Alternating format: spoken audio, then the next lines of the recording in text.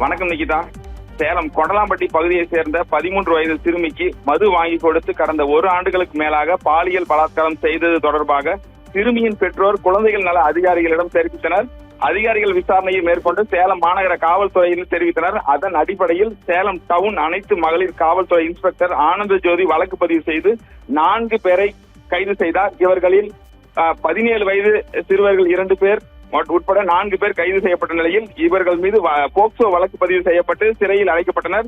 இவ்வழக்கு தொடர்பாக மேலும் தலைமறைவாக உள்ள 3 பேரை தேடி வந்த நிலையில் நேற்று மாலை ஒருவரை கைது செய்த நிலையில் இன்று காலை 2 பேரை காவல்துறையினர் கைது செய்தனர்.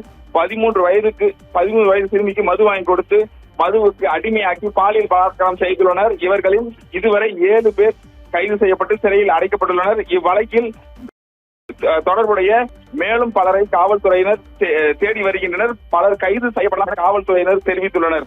நிகிதா.